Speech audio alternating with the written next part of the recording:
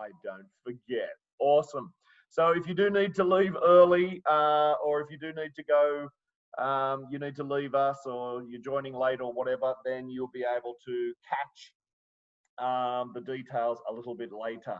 So I'm really, really excited to share with you today the mindfulness and meditation seminar for modern leaders. And this is something that's really quite personal for both Christy and I, as recently we have both learned a very powerful meditation technique from Dr.Joe Dispenza. And we attended his workshop earlier this year in Dubai, and then we went straight to the USA to be certified as a train the trainer for Dr. Joe's meditation courses, especially in the context for corporates, for organizations. Now, the great thing about meditation and mindfulness is, you can use it for yourself. In fact, you need to use it for yourself first, as a personal development technique.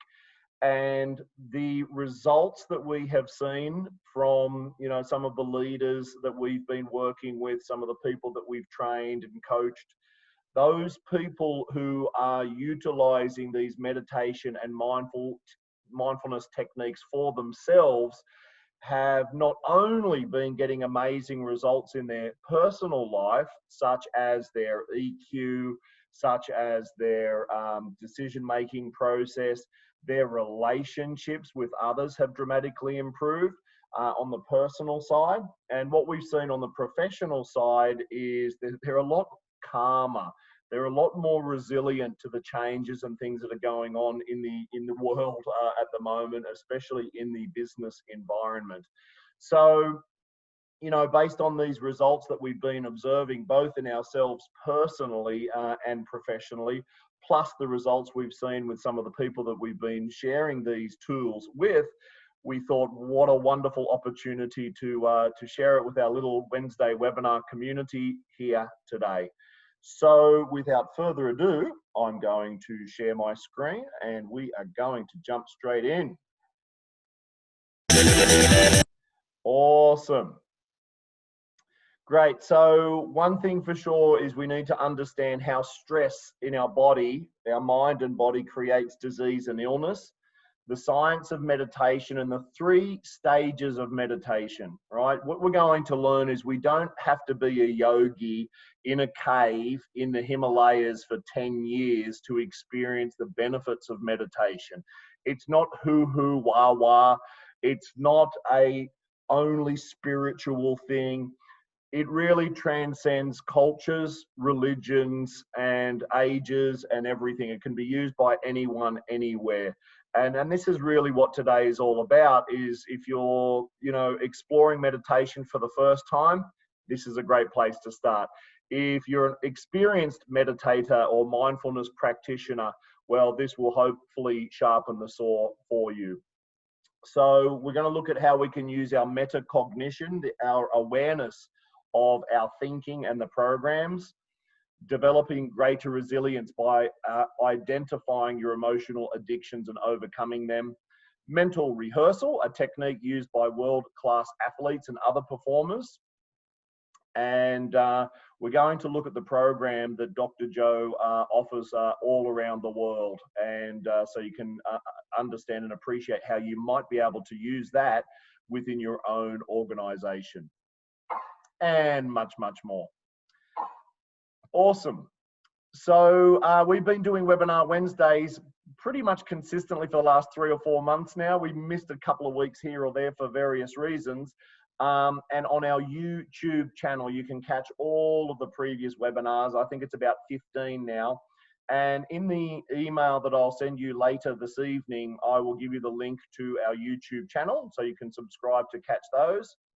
And if you don't have a full hour to watch the content, then please join us on our 60-second leadership mastermind group, which is an exclusive Facebook group where we share leadership tools, techniques, and strategies in 60 seconds or less. So little memes or quotes or recommendations or little videos in less than a minute. So super, super easy and quick to enjoy wherever you are in the world. I'll send you some links to those in our email that we send later this evening. So here we are. That's me there, the guy with the big smile on his face, sitting down, and that's Dr. Joe Dispenza. That is our mentor, and Dr. Joe has been teaching mindfulness and meditation for, gosh, good on 30 years now, I'm guessing. He has a background in neuroscience and biology. And what we love about Dr. Joe is he gives a nice bridge between the worlds of science and spirituality. And in other words, he uses language that the ordinary man, such as myself, can really, really understand and appreciate. But even better than that, it's language and philosophies and models and methods that all make sense to the logical thinkers out there. And so whether you've never meditated before or you've been practicing for many, many years, I really, really appreciate the way Dr. Joe shares his message. So Christy and I, and you can see Christy sitting next to me there in the picture on the right-hand side with a big smile as well. We both attended the week-long advanced retreat in Dubai. So this is like a week-long kind of program where it's not just sitting in the dark for 16 hours a day. In order to effectively meditate, we need to understand the knowledge and the science behind it. And again, this is what I love about Dr. Joe's teaching, that he's really explaining this from a logical, scientific point of view, so that when we do the practice, we have a logical model that makes sense that we can follow, therefore supporting us to go deeper into a meditation. So after the week-long event in Dubai with about 1,500 participants, Christy and I flew to America. We had a nice little road trip for about 2 or 3 weeks to finally join him and the team there in Palm Springs in California, where we attended a 5-day intensive train the trainer program, where we take the same tools and principles and knowledge that he teaches to his larger audiences, how we can be certified to deliver those same tools and techniques into organizations. So, you know, companies are talking about corporate wellness and resilience and agility and adaptability, especially in a post-lockdown world. Well, the leaders of today and tomorrow, the modern leader, we need more tools and resources to be able to effectively lead our teams. And again, meditation and mindfulness practice is something that really, really works. So yeah, here's Dr. Joe. He's the gentleman in blue there. He's our mentor. He's taught us everything we know about meditation. And to clarify a little bit, I have experienced a few different styles of meditation over the years. When I was living in beautiful Koh Samui, Thailand, I went over to Koh Phangan and did a 10-day Vipassana meditation retreat. That's a silent retreat. So for 10 days, you don't talk to anyone, even the lizards and the birds. I started talking to the lizards and the birds, and I had to catch myself and say, oh, stop it, stop it. And that was my very, very first experience with meditation. Was it easy? No. Was it fun? Not really.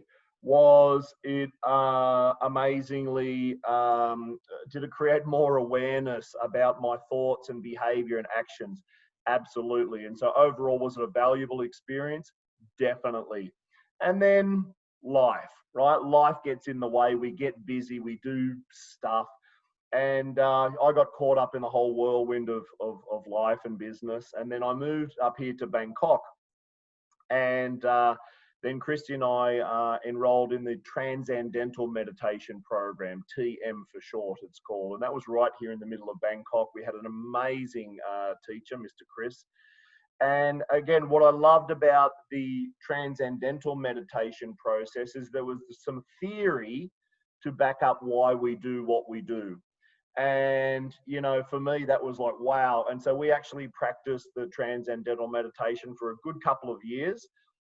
We even flew to Turkey to attend a retreat over there. We drove down to Chantaburi in the south of Thailand to attend a retreat down there.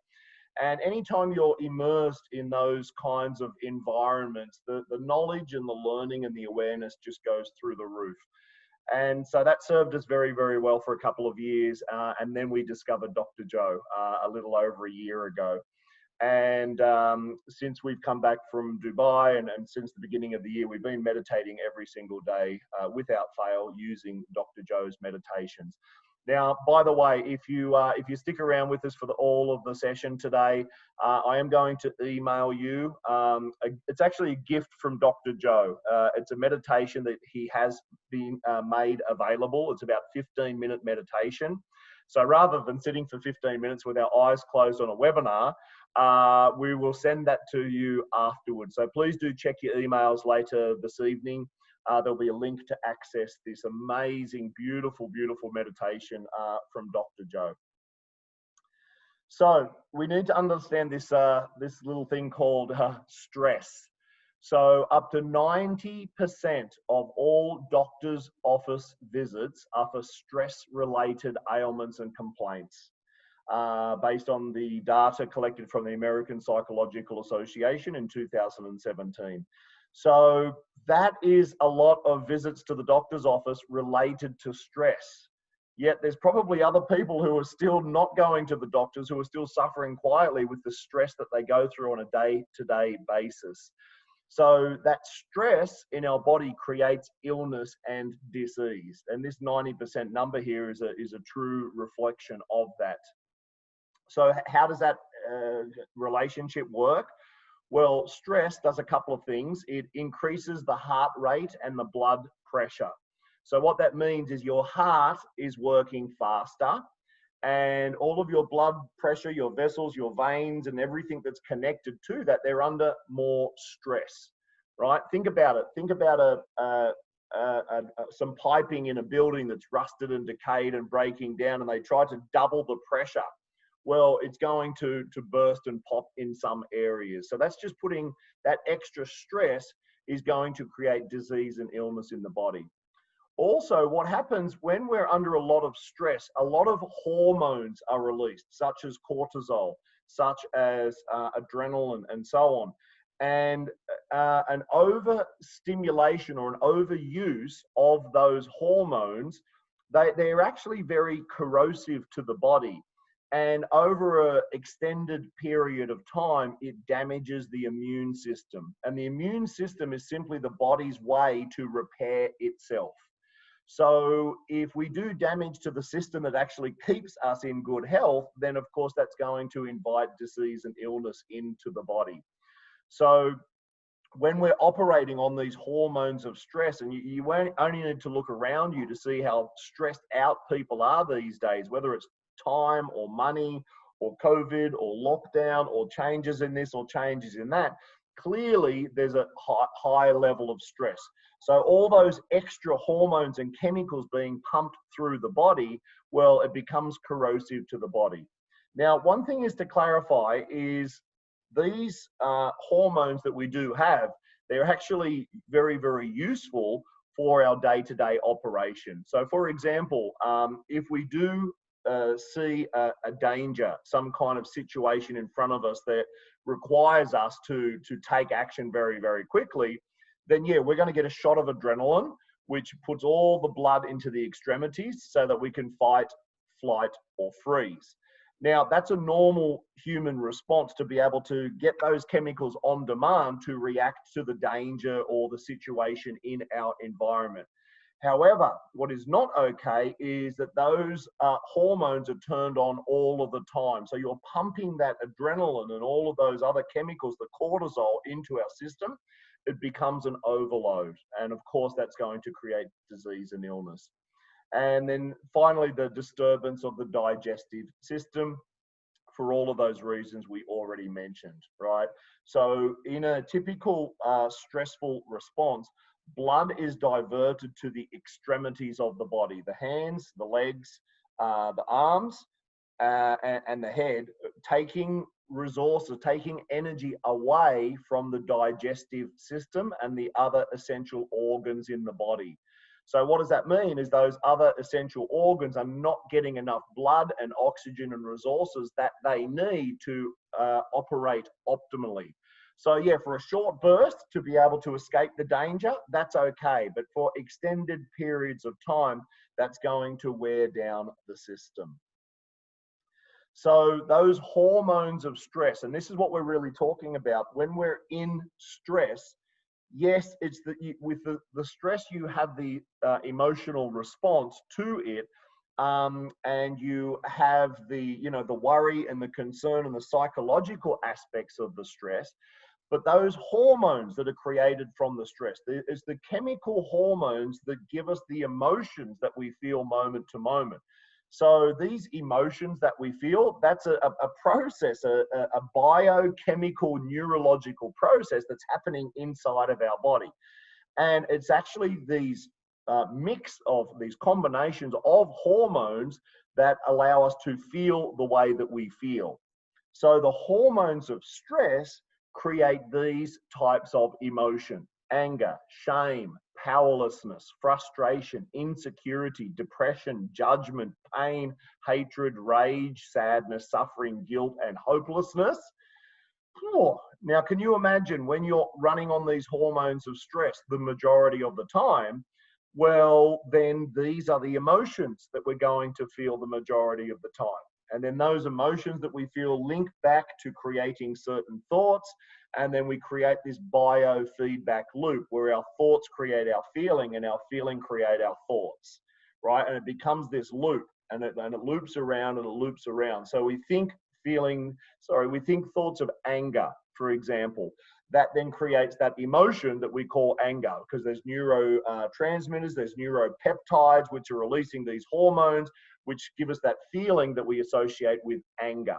Well, now we feel a little bit angry, we feel a little bit worked up, we can maybe even feel our face going red.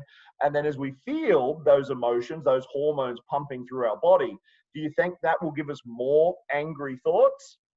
Absolutely. So now we're looking for other triggers, other events, other places or situations to trigger even more anger, and around and around and it goes. And this is what creates an emotional addiction.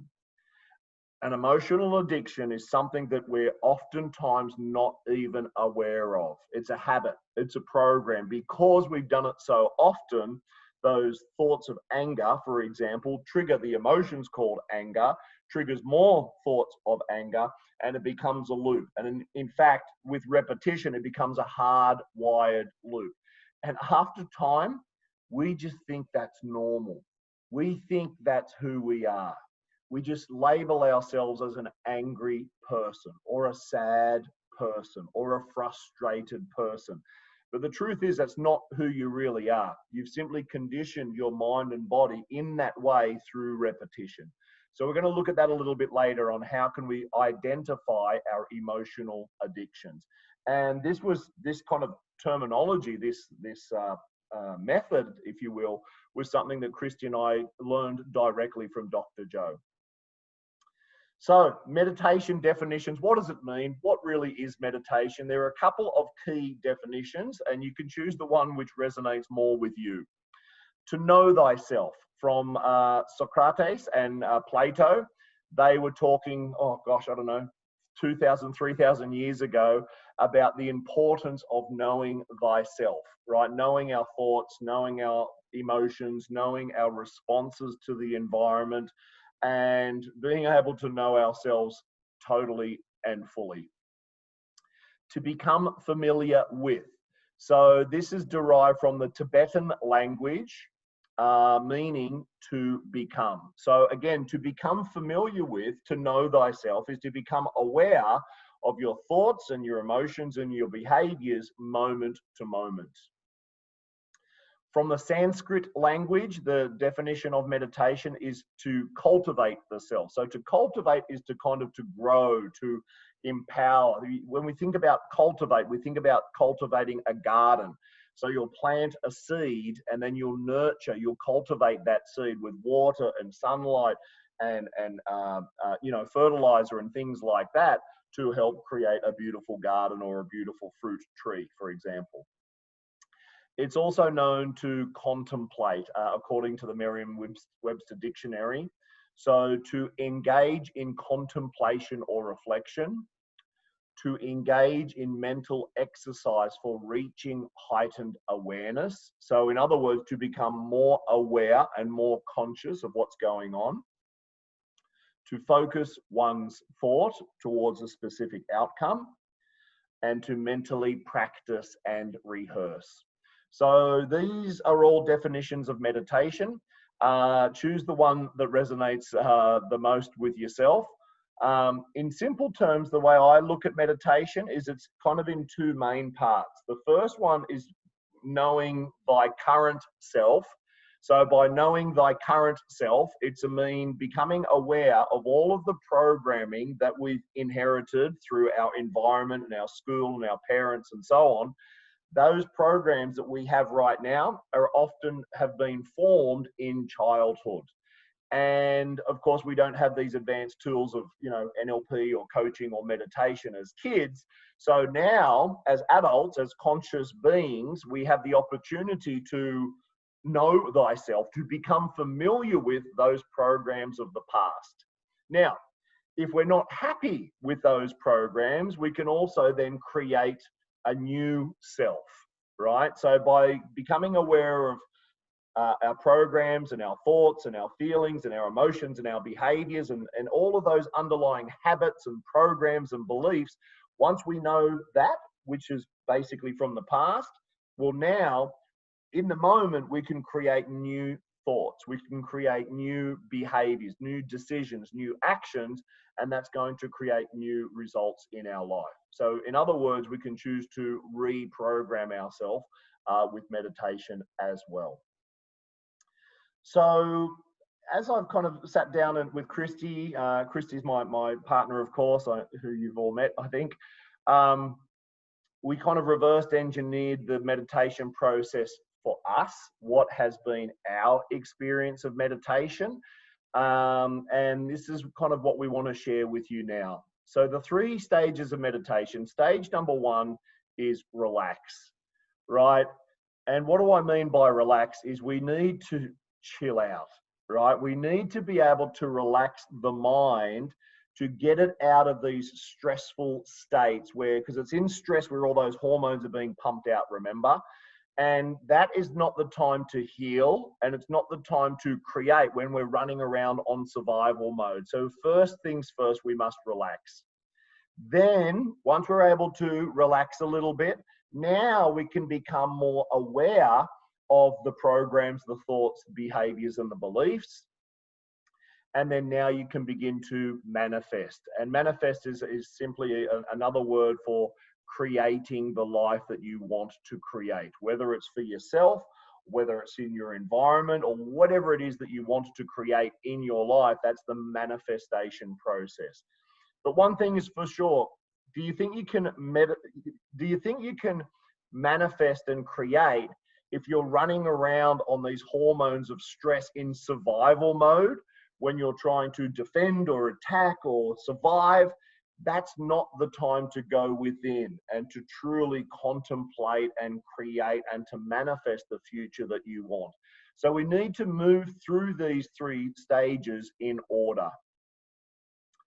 So meditation is simply a 3-stage process. You want to relax to slow the brain waves, to de-stress and enter the human operating system. And I'll explain more on that in a moment.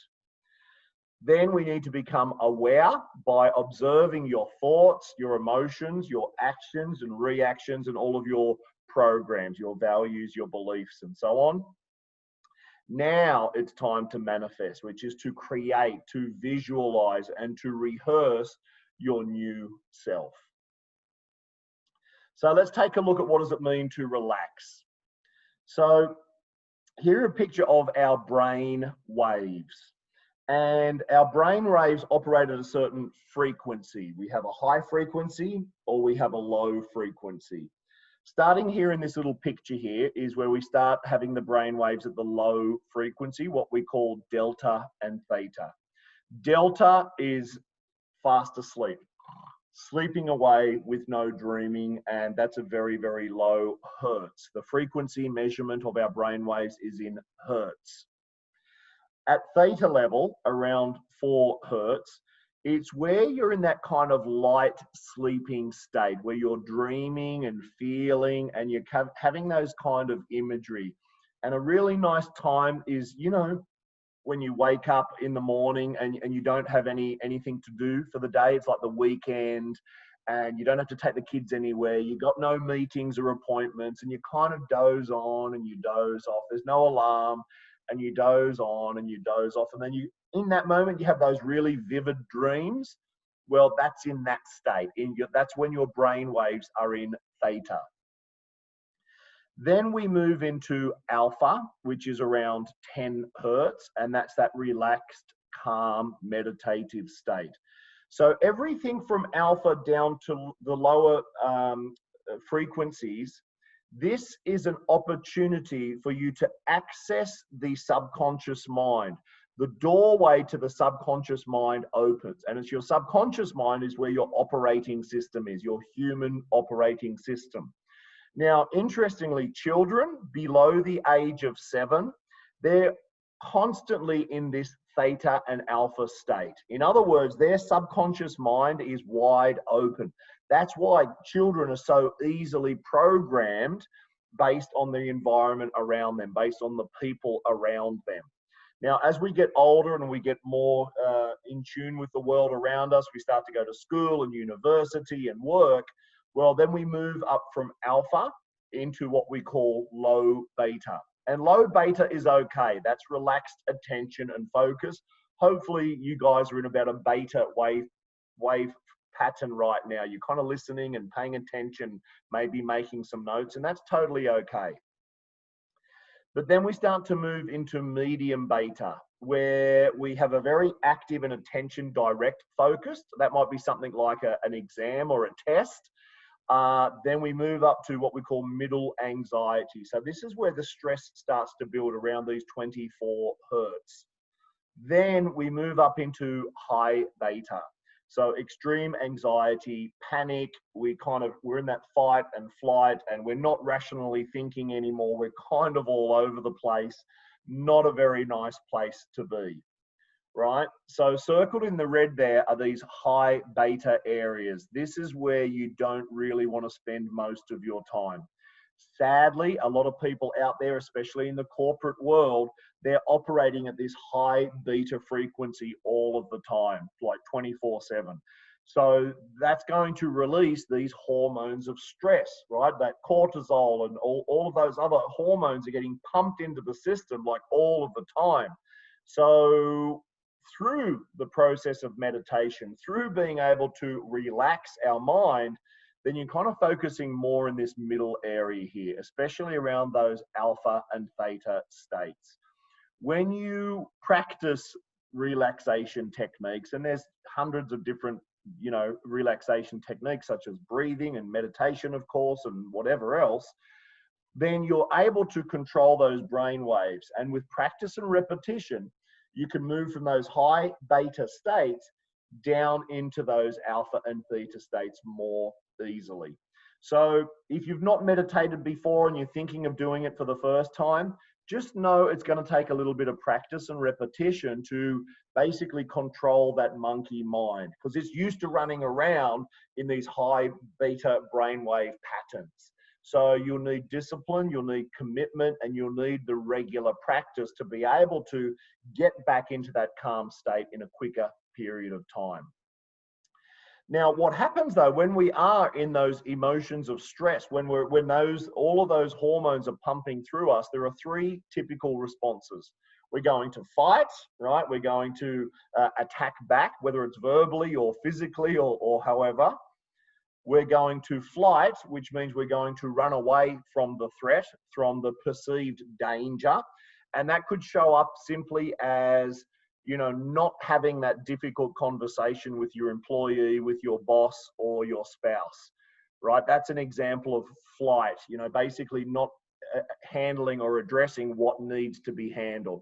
The fight situation could be where like, oh, I'm not going to take that. And you go to confront that person, but when you're in that elevated, angry state, probably not going to get a good result. And then the final one is freeze. Kind of like a deer in the headlights. It's just like we don't know what to do. And that shows up as procrastination and inaction, right? Basically just, and by the way, not making a decision is still making a decision. So there's no judgment here, by the way. This is simply to help us understand, how does stress show up in our lives, right? Are you more liking to fight? Are you more looking to flight, to run away? Or are you more just freezing and then not taking any action whatsoever? So if you see that you're doing that in certain areas of your life, that's a clue that you're living your life more in stress. And you want to be able to de-stress, to get out of that stress, which is all about relax. So we're going to do a little technique here, guys, just that this is only 1 or 2 minutes. It's a breathing technique. So I invite you, please, to sit up in your chair, wherever you're sitting up at the moment. Just get comfortable as you're sitting there. And this is a really, really simple tool. So what I'd like you to do is just go ahead and close your eyes. Just close your eyes wherever you are. Just sit up nice and straight in your chair or wherever you're sitting. Just close your eyes. And what I'd like you to do now is inhale through your nose slowly to the count of 5. 1, 2, 3, 4, 5. And now exhale through your nose to the count of 5. 1, 2, 3, 4, 5. I'm going to do this a few more times, so just relax into it. Breathing in through your nose, 1, 2, 3, 4, 5. And exhale through the nose, 1, 2, 3, 4, 5. Inhale through the nose, 1, 2, 3, 4, 5. And exhale through the nose, 1, 2, 3, 4, 5. One more. Inhale through the nose, 1, 2, 3, 4, 5. And exhale through the nose, 1, 2, 3, 4, 5. And just feel that. Just notice how it feels in your body. Just notice any sensations, any experience, any change in your thoughts. And then when you're ready, just gently open your eyes and come back into our virtual room. And if anyone would like to share, I would love to just hear your experience. How was that for you? Was it peaceful? Was it relaxing? Was it difficult? What was your experience? Please go ahead and drop that into the chat box now. And then Christy will let me know how that was for you. Who'd like to share, please? Feel calmed, almost sleepy, relaxing. Oh, relax, happiness, nice. More relaxed. I feel relaxed. That's beautiful. Relaxing. Awesome, guys. Awesome. Calm and sleepy, relaxed. Fantastic. Peaceful. Beautiful. So as you saw, that was like about a 1 or 2 minute exercise. Really, really simple. Really, really effective. Can you do that multiple times throughout your day? Could you do it in the morning before running out of your home? Could you do it when you first get to work? Can you do it when you get home from work? Could you do it at your lunch break? Absolutely. Can you do it when you're waiting in line at the bank or the ATM or whichever other office you need to go to? You're waiting for a meeting. You're waiting for other meeting participants to arrive. Really, really simple, really, really easy. And that's the first stage of a meditation practice, is to simply consciously be able to relax yourself. All right, so good job, everybody. Well done. So the second stage of mindfulness and meditation is awareness. So once you're able to relax, and remember, if you're running around, taking care of that threat or perceived danger, well, it's not probably a good time to reflect or internalize and to look at our own programming. So interesting statistics state that we are consciously aware just 5% of the day. 95% of any day, any given day, we are running around on our subconscious programs, right? We're our subconscious mind. So conscious is simply aware, and subconscious is below our awareness. So in other words, our subconscious mind is what we are not aware of in the moment. So in our subconscious mind, this is the domain of your programs and habits, your beliefs and values, your personality and attitude, and also your memories and emotions. So that's all happening kind of below the surface, like an iceberg.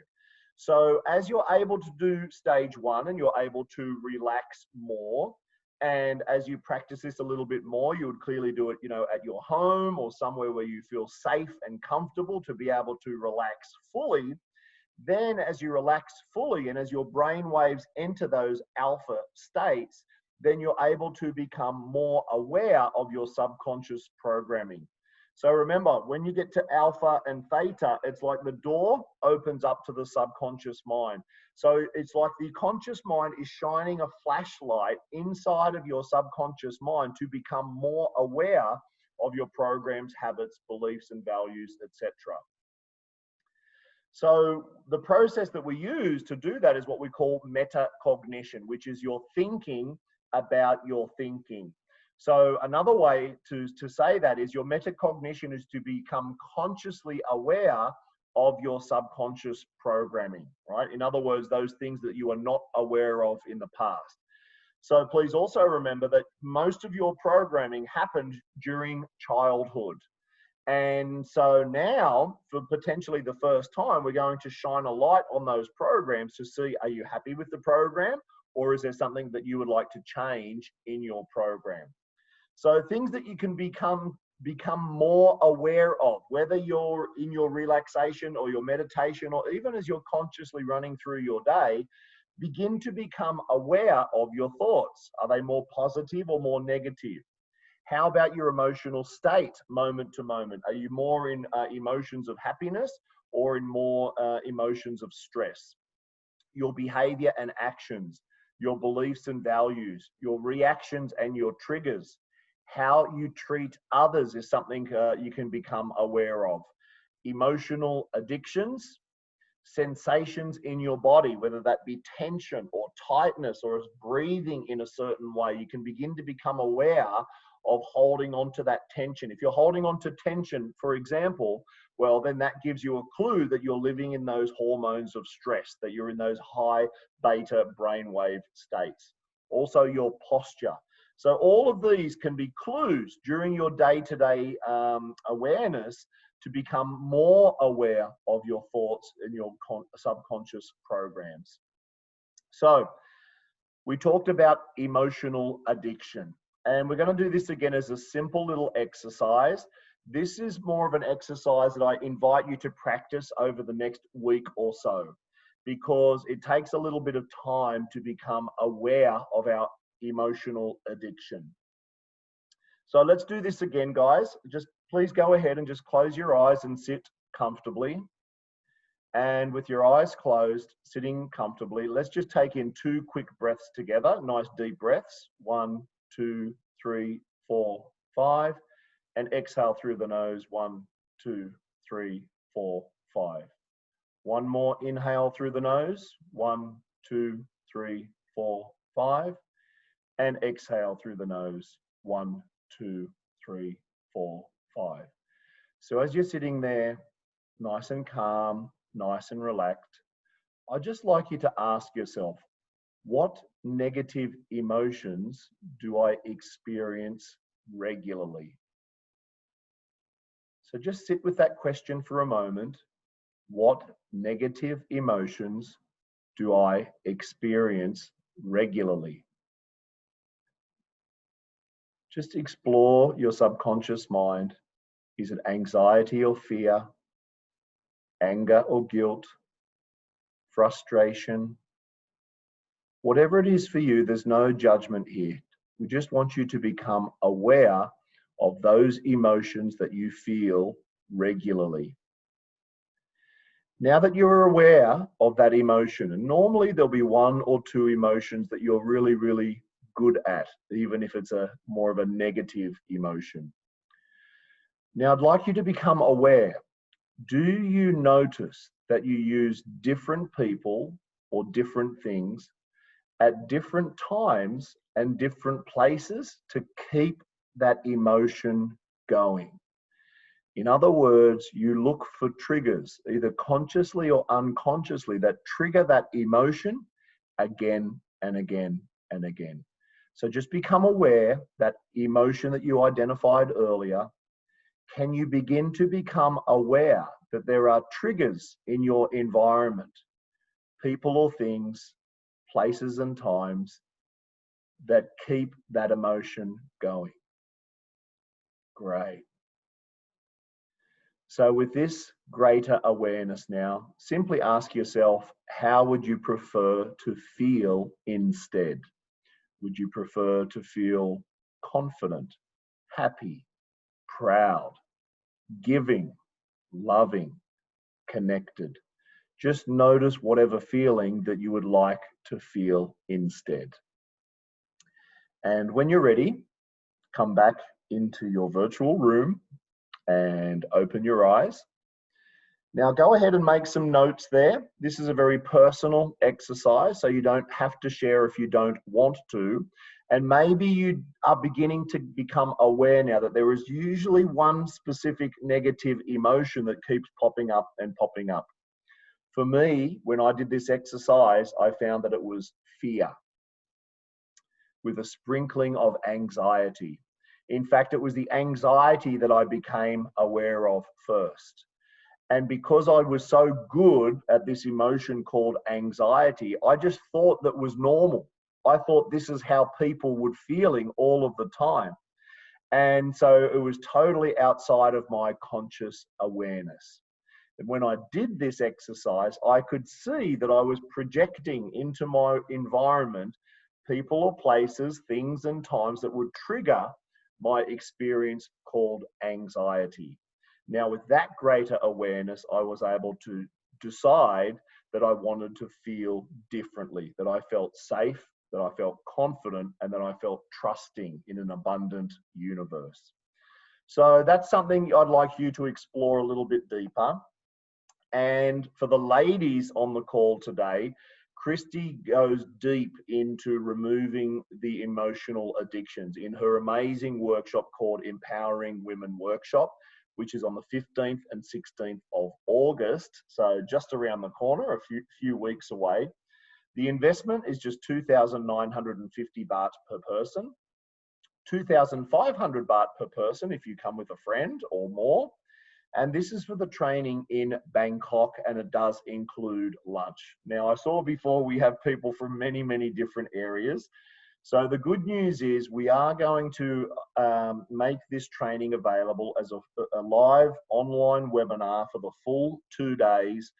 And the best part, it's just 1,000 baht per ticket, and that's a buy one, get one free. So in other words, for 1,000 baht, you and a friend can join the online virtual workshop. Now, that fee is going to be donated directly to our Lotus Foundation. So for everyone joining us for the online virtual Empowering Women, we have a Lotus Foundation that Coach Christy has created, which is empowering women and children through personal development. So your 1,000 baht fee will go towards setting up the systems and the processes and the coaches and all the agreements with the existing foundations that we're building partnerships with throughout Asia. There'll be more details in the email to come. So the final stage of your meditation will be your manifest. How do we manifest or create the world around us? Nothing makes sense. It does, doesn't it? That's my little yogi joke for the day. Our thoughts create our reality. So at this point of the manifestation process, we could have a very long and detailed conversation about metaphysics and the law of attraction and quantum mechanics and the void, and we could spend hours talking all about those kinds of things, which interests me personally at a very, very deep level. And I want you to also become aware that your thoughts, moment to moment, consciously create your reality as well. So how do we know that? Because when we have certain thoughts throughout the day, those thoughts lead to decisions. And we're making decisions every moment of every day. Those decisions lead to actions, right? So the decisions that we make lead to certain actions, and any action that we take, the byproduct of that action is a feeling or an emotion. So those decisions that we make lead to actions and feelings, and that is going to create our results, right? The results in your life, and then therefore your reality. Think about it. You had a thought once upon a time to apply for that job that you have right now. You had a thought, I want to apply for that job. So you decided, I want to apply for that job. So you took some actions, you made up your resume, you prepared for the interview, you went for the interview, and that you felt excited, you felt a little bit scared, you felt a little bit like, no, confident, I can do this. And the result was that you got that job. So look around you now, you're in a new environment. You're in a new reality than based on your old job. So your old job was a certain environment in a certain place in time. And now your new job is a new environment in a new place in time, therefore a new reality. So check this out. It loops back around. So your thoughts lead to your decisions, actions and feelings, and the results that you create in your life, therefore your reality. Whether it's a new job, a life partner, a business partner, where you live, what courses you join, what webinars you go to, all of that starts with a thought. Now, what we need to be aware of though, those thoughts that you're having moment to moment, are they conscious or unconscious? So in other words, remember, 95% of the day we're running on our subconscious programs. In other words, we are not aware. So what if you could become more aware of the decisions that you make day to day? Could that create a greater reality, an improved reality, more success and more happiness? Of course it could. So what that means is as we come off the hamster wheel, right, the going through the motions and doing the same thing day after day after day, we want to create new thoughts which lead to new decisions. So again, it looks like this conscious creation process. So stage number one is relax, which is about de-stressing. Now you start to become aware as you sit with yourself and you reflect and you go within to take a look at those programs. Now you can create in any single area of your life that you want. New relationship, new career, new business, whatever it is, you have that power to create your future. So you get into that relaxed state. You become aware of your limiting thoughts, actions, and beliefs.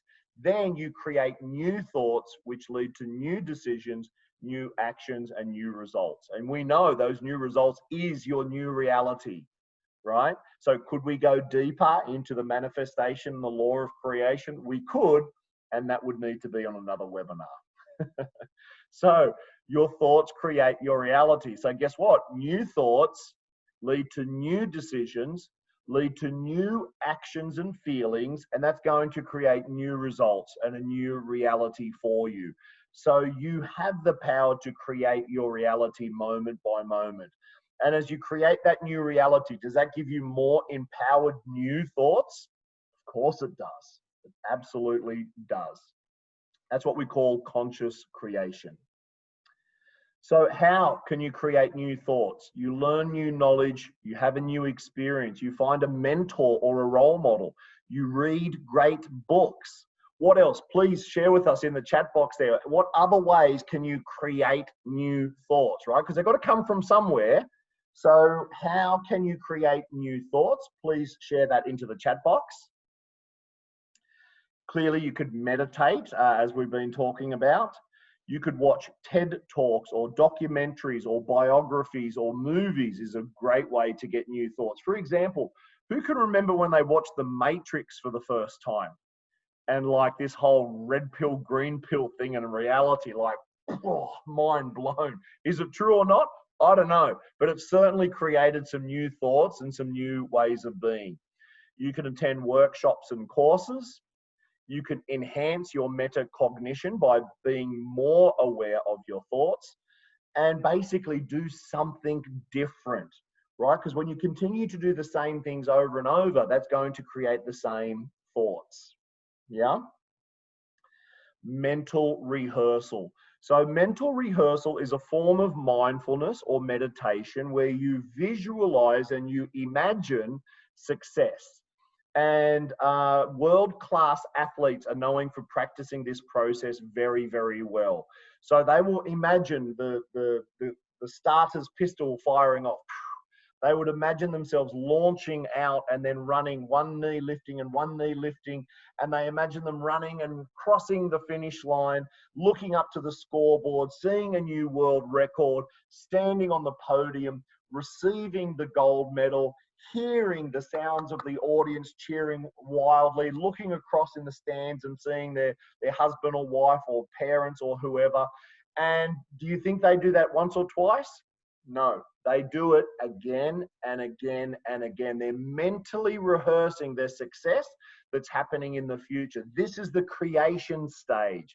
Now, have you also noticed that they're very calm? These athletes at the beginning, they're relaxed. They're not in high beta.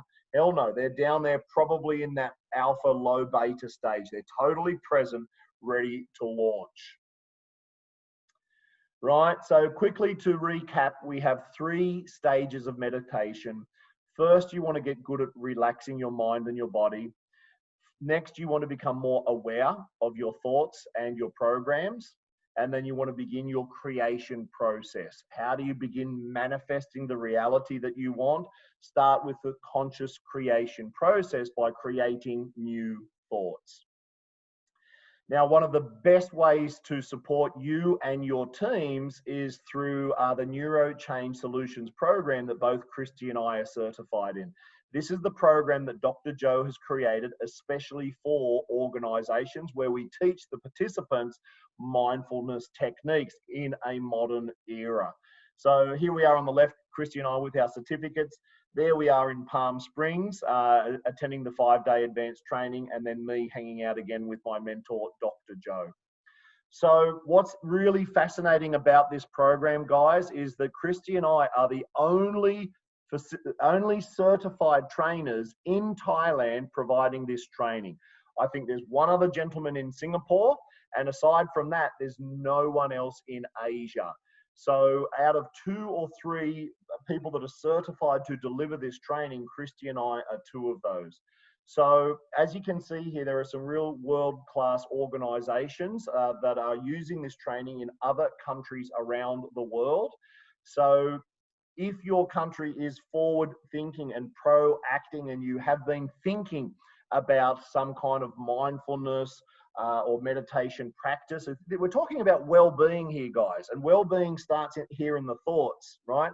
Yoga and gym memberships are great, and that's awesome, and that's a nice way to take care of the physical body, and we need to make sure we take care of the mental body as well. So as you can see, many clients are really investing in this program.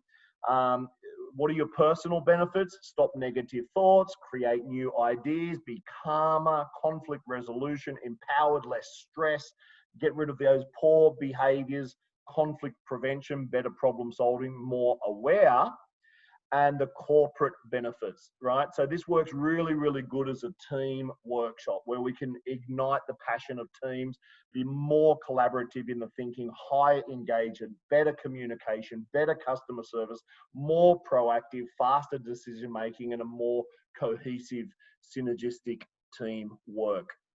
So we recommend this program for the executive level. Why? Is because you want to start from the top down. So normally we're talking about the C-suite or the senior managers in the organization, which is somewhere between a group of 10 to 20 people. The way we're doing this is we're providing this as an online virtual workshop because this is really good for organizations who have offices all around the region. So what does this mean is your country managers and their number 2 country managers, they can join in on the call to experience it all together. So in essence, you're positively impacting your business in 5 or 6 or 7 different countries. So we're offering it as a virtual workshop. There are 4 2-hour workshops, right? And we found that this works very well. So we could do a Tuesday and a Thursday, for example, and then on the next week, a Tuesday and the Thursday. There's some practice and there's some tasking in between the sessions to really add massive value. maximum of 20 people. This is a very in-depth training. This is quite an advanced training. It should be for organizations that are willing to explore maximizing the potential of their teams.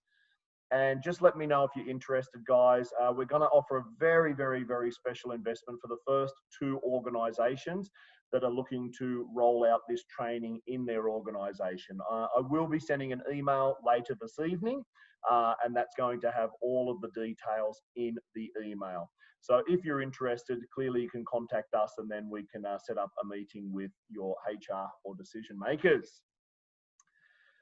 So that, ladies and gentlemen, is it for today. Do we have any questions there, Christy, or everything pretty clear today?